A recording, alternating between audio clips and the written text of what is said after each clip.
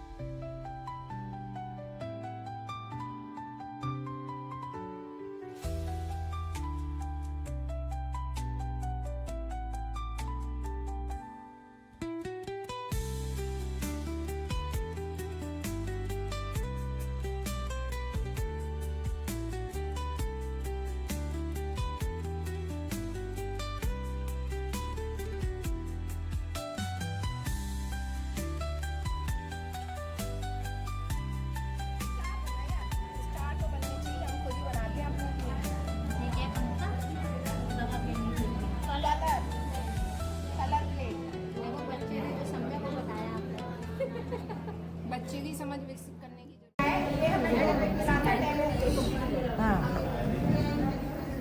Holistic report card. Holistic report card or holistic progress card is a 360 degree. What do you mean by 360 degree?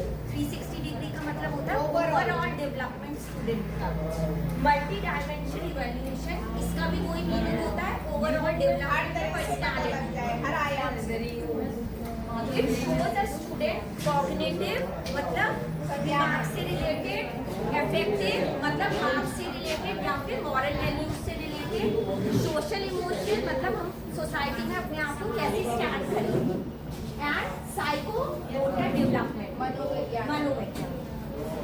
Instead of relying only on traditional test marks, सिर्फ ये last time जो हमारे time में जो हमारे result होते थे या रिपोर्ट कार्ड होते थे वो सिर्फ मार्क्स पे रिलायबल होते थे, पर अब वो चेंज हो गया है. अब हमारा मेन है 360 degree development means overall development of student. Next, it shifts the focus from rote memorization means रटना, to continuous competency based growth मतलब complete overall development means assessment और marks plus co-curricular. पहले का जो रिपोर्ट कार्ड होता था वो mainly जो हमने रट लिया, शैक्षिक ज्ञान प्राप्त कर लिया और लिखा है एग्जाम में उसका होता था. लेकिन अभी वाला जो हमारा रिपोर्ट कार्ड है वो हमारी सामाजिक गतिविधियों का, हमारी भावनात्मक स्थिति कैसी है, हमारी शैक्षिक स्थिति कैसी है, हमारी संज्ञानात्मक स्थिति कैसी है, हमारे व्यक्तित्व कैसा है, इस सब का उसमें समावेश रहता है. पहला सीमित था अध्यापन एक तरह से उसको दिया. मेन डिफरेंस क्या है ट्रेडिशनल और होलिस्टिक रिपोर्ट कार्ड में, कोई बता सकता है? आप आगे बताए हुई है. पहले नंबरों के आधार पे होता था, खाली उसकी शैक्षिक योग्यता के आधार पे होता था. ऑल ओवर डेवलपमेंट था ही नहीं. उसके व्यक्तित्व का विकास नहीं पता था, मानसिक विकास का पता नहीं था. मानसिक, नैतिक, व्यक्तिगत सब पूर्ण विकास से आधारित. बच्चों को फर्स्ट सेकंड थर्ड रैंक दे देती थी, पर इंस्टेड ऑफ रैंक्स अब किसमें चेंज हो गया है? वो फोकस फॉर्मेटिव ग्रोथ मतलब असेसमेंट और असेसमेंट.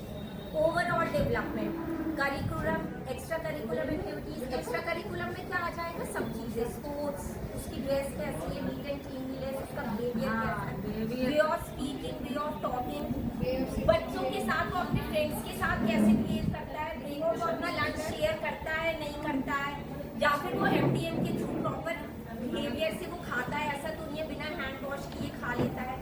इन सब चीज़ों को हम ऑब्जर्व करते हैं और वो सब चीज़ें हम उस रिजल्ट में फिल करते हैं on the basis of grades, marks के बेसिस पे नहीं, इससे हम ग्रेड्स। नेक्स्ट, अब हमारे जो स्कूल में प्रोवाइड किए गए हैं वो 2 होलिस्टिक रिपोर्ट कार्ड प्रोवाइड किए गए हैं।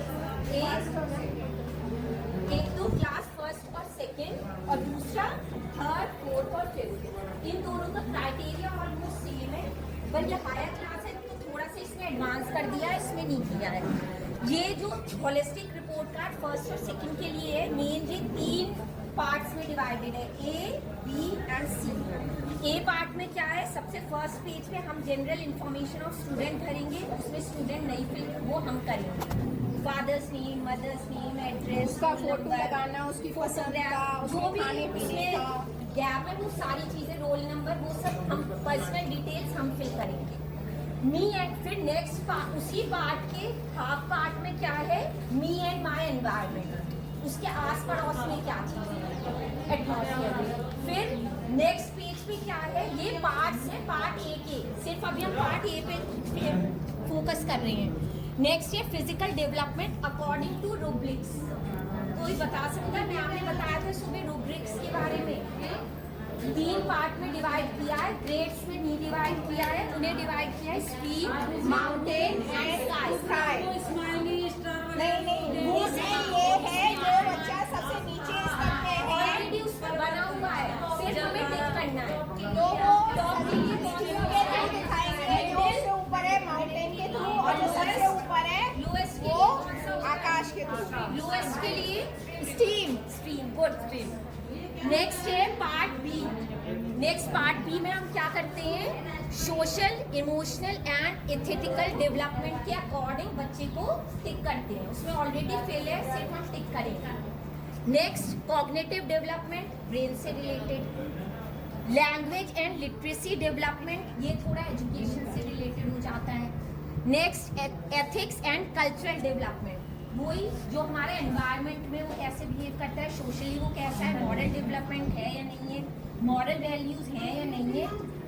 पार्ट सी की performance description for whole year. Part C जो है वो हमारा ओवरऑल डेवलपमेंट है, पूरे ईयर में उस बच्चे ने कैसा परफॉर्म किया, उसमें कितनी डेवलपमेंट आई या कुछ नहीं रहा, तो उसे हम आगे नेक्स्ट क्लास में जाके इम्प्रूव कर लेंगे। पर उस स्टूडेंट को नहीं बताएंगे, स्टूडेंट को प्यार से ही बताएंगे कि बेटा अब आप भी मार्क्स नहीं दिए जाएंगे Marks टाइम नहीं पे भी, बस ग्रेड सिस्टम होगा जो केवल टीचर को पता होगा, जिससे उसके साथ के बच्चे उसे इरिटेट ना कर पाए। स्माइली फेस, स्टेट और उसके बाद सैड वाला, तो ये इसमें स्पेशल है। नेक्स्ट है थर्ड, फोर्थ एंड फिफ्थ का होलिस्टिक रिपोर्ट कार्ड। इसमें कितने भाग हैं? भाग ए, बी एंड सी, इसमें भी 3 है। भाग ए में फर्स्ट जो पार्ट ए है वो फर्दर 3 में डिवाइडेड है। सबसे पहला क्या है? विद्यालय की सूचना, स्कूल से रिलेटेड वही उसकी पर्सनल डिटेल का, स्कूल का नाम और यूडाइज ये सब फिल करेंगे। नेक्स्ट है मेरे बारे में, उसकी पर्सनल इंफॉर्मेशन, मम्मी पापा का नाम, उसका नाम, उसकी क्या पसंद है, ये सब, उसकी हाइट कितनी है, उसका वेट कितना है, ये सब उसी में आ जाएगा। उसका रोल नंबर क्या है। ये देखने में लग रहा है कि टीचर्स के लिए काम बढ़ा है, पर ये काम बढ़ा नहीं है, क्योंकि इनडायरेक्टली अगर देखा जाए तो तो ये सब हमें पता ही होता है। हमारे इंस्पेक्शन टीम भी आती है ना, तो उसको भी हम दिखा सकते हैं और ये कि ये बच्चे एक्चुअली में हम ये किस तरह से ऐसा उसको मोटिवेट कर रहे हैं, performance जैसे ही अपने आप ज्यादा को लग रहा है। थोड़ा सा नर्वस फील न करके ये। अपने इम्प्रूवमेंट को शो कर पाए। और बच्चे इतना नहीं जान पाते हैं कि उस स्माइली का या उस जो रूब्रिक्स दिया हुआ है उसका क्या मतलब है, केवल टीचर जानता है। उसके लिए तो वो भी मोटिवेशन होगा कि हमें टीचर ने कुछ गोल बना के या रिवर बना के दी है ना। लेकिन ये नहीं है कि पुअर लिख दिया, जीरो अंडा बना दिया तो वो डिसअपॉइंट हो गया। उसके आगे अगर रिवर बनी है तो उसको ये मतलब नहीं है कि उसको जीरो अंडा मिला है, उसको ये पता है मुझे भी एक मार्क दिया गया है रिवर के। मतलब रूब्रिक्स हमारे जो आएंगे इंस्पेक्शन टीम आएगी वो भी जान पाएगी कि मैडम ने किस तरह से मतलब इनको सपोर्ट देके आगे बढ़ाने की कोशिश की है और बच्चा डिप्रेस नहीं हुआ है। नेक्स्ट था बीए सीखने के मानक। ऑलरेडी उसमें रिटेन है, सिर्फ हमें टिक करना है। जो क्षमताएं Next, हैं, जो स्किल्स हैं वो अच्छा, ऑलरेडी ये है। सारी जो Next टिक भाग। करने की है, ये 2 बार होंगी हमारी, एक स्टार्टिंग में और एक सबसे फाइनल में। स्टार्टिंग में हमारे 2 से 3 हफ्ते बाद ही हम उसको देखते हुए, क्योंकि हम हर एक बच्चे को ऐसा टीचर बहुत अच्छे से जानते हैं, तो बेस लाइन वाला जैसे हम लोग करते हैं ऐसे इसमें बेस लाइन की उसकी जो पहला वाला है कि वो क्या जानता है। मान लीजिए बच्चा आया है, शुरू में वो नहीं जानता कि हाथ धो के खाना है, तो हम उस पर करेंगे। एक बाद में उसने सीख लिया फाइनल में, तो दूसरी तरफ उसका इम्प्रूवमेंट भी दिखाएंगे। ये सब कुछ उसमें आएगा। एनुअल पीटीएम करते हैं ना, उसमें हम पेरेंट्स को बता सकते हैं कि जब बच्चा हमारे पास आया था उसमें उसका क्या पोजीशन थी, वो मतलब एक क्या उसकी स्किल्स थी और अब उन्होंने डेवलप करके किस स्किल तक उसने अप्रोच अपना दूसरा इसका सबसे बड़ा फायदा ये होगा कि इसमें केवल जो एजुकेशनल है उस पर फोकस नहीं किया गया है। अगर कोई बच्चा किसी और एक्टिविटी में आगे है, जैसे खेल में आगे, क्राफ्ट में आगे, ड्राइंग में आगे, तो हम उसके माँ बाप से जब भी पेरेंट्स मीटिंग में इंटरेक्शन करेंगे तो उनको बता पाएंगे कि आपकी बच्ची की प्रतिभा इसमें है, तो इसे इस क्षेत्र में इम्प्रूव किया जाए।